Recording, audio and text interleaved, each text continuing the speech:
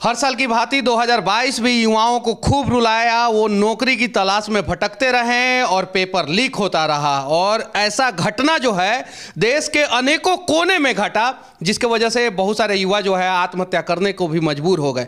आज नया साल का पहला दिन है। युवाओं के अंदर जोश और जुनून भरने के लिए आप दो शब्द क्या कहना चाहते हैं? देखिए मनीष जी, अगर पूछा है तो मैं ये बात कहता हूं कि बाप बाहर करता मजदूरी, माँ गांव में है बीमार, पेपर रोज लीक हो रहा, कैसे करूं नौकरी का इंतजार।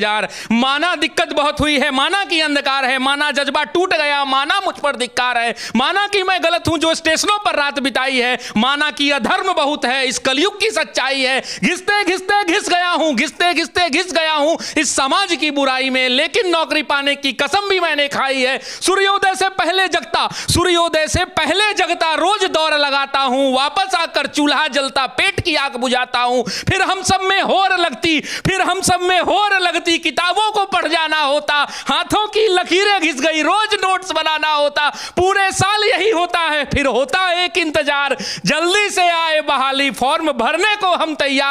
जोश तो ऐसा होता मानो कलम बन गई हो तलवार, और बस एक जुनून, एक नारा, अब की बार नौकरी मिल जाए यार, अब की बार नौकरी मिल जाए यार। घड़ियां टिक टिक करती, घड़ियां टिक टिक करती, फिर आता दिन परीक्षा का, जाते हम हुनर दिखाने अपनी अपनी शिक्षा का, फिर गला घुट जाता हम सबकी इच्छा का जब पेपर लीक हो जाता इतनी कठिन परीक्षा का।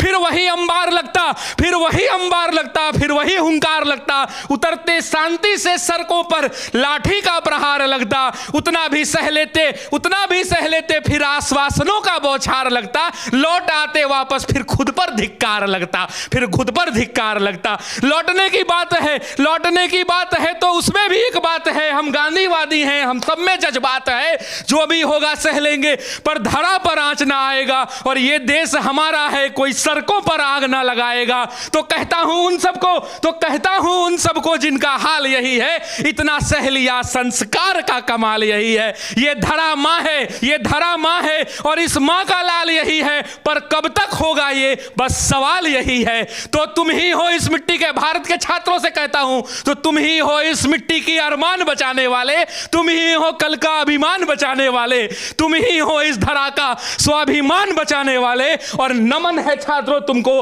भारत का संविधान बचाने वाले, भारत का संविधान बचाने वाले। नमन है छात्रों तुमको भारत का संविधान बचाने वाले। और नए साल के अवसर पे हम लोग बस इतना ही कहेंगे कि संविधान को बचाते हुए आप लोग जो है तैयारी करते रहें, लगे रहें, और अगर कलम घिसते रहें, और जब तक आप लोग कलम घिसते रहेंगे सफलता आज नहीं तो कल जरूर मिलेगी।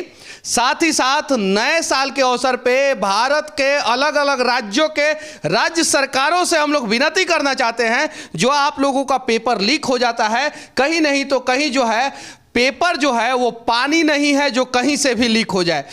आपकी ईमान में खोट है, आपका ईमान लीक हो जाता है, आप भ्रष्टाचार करने के चक्कर में जो है पेपर लीक करते हैं, और उस वजह से जो है ना जाने कितने बच्चे आत्महत्या कर लेते हैं। राजस्थान के शिक्षा मंत्री ने कहा है कि राजस्थान में जितने भी कोचिंग इंडस्ट्री है जो मोटा मोटा अमाउंट दे के पेपर लीक करवाते हैं, और सदन में ये बात कहा है।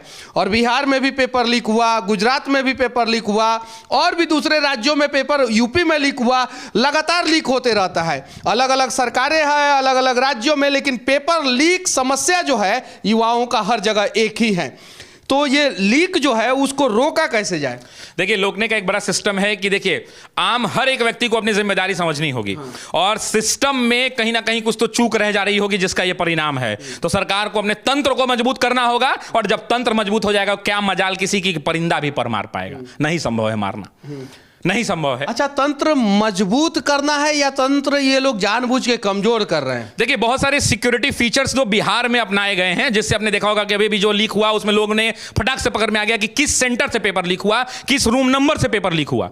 ये कैसे पकड़ में आ गया? क्योंकि सरकार ने एक सिक्योरिटी फीचर उसमें डाला है, कुछ कोडिंग सिस्टम हुआ है। तो ऐसे ही और बहुत सारे मेजर्स अपनाने की जरूरत है, जिससे बच्चों का बचाव किया जा सके और पेपर लीक से बचा सके। और कहीं ना कहीं सिस्टम में कुछ कमियां हैं, उस कमियों को दूर करना पड़ेगा। अच्छा, कैसे बच्चे जो है वो बच्चे अपने आप को मोटिवेट करें, और अगर किसी भी प्रकार का उनके सामने समस्या आ जाता है तो उन समस्याओं से लड़ते हुए जो है मंजिल को पालें। देखिए, जिम्मेदारी का बोझ जब तक बच्चों पर नहीं होगा, जब बच्चे इस बात को समझेंगे कि अगर मेरे सिलेक्शन होने से मेरे बाबूजी का छाती जो है चौड़ा हो जाएगा, जिस दिन वो उनको लगने लगेगा कि अगर उनके पिताजी, उनके बगल वाला पड़ोसी भी मान लीजिए आईआईटी की तैयारी कर रहा है, इनका भी बेटा कोटा में तैयारी कर रहा है, अगर ये बगल वाले का बच्चा जो है सिलेक्टेड हो गया और उनके पिताजी आएगी क्या हुआ तुम्हारा बेटा को, तो बेटा को इस बात की फिक्र होनी चाहिए कि अगर मेरा अगल बगल पास पड़ोस मेरे पापा के ऑफिस तक का कोई पूछे कि आपके बेटे का रिजल्ट क्या हुआ, तो मेरा बाप जो है छाती चौड़ा करके कहे कि मैंने भी शेर पैदा किया है और मेरा शेर दहाड़ कराया है, तुम्हारा बेटा अगर शेर तो मेरा बेटा सवा शेर और उसका भी सिलेक्शन हो गया है।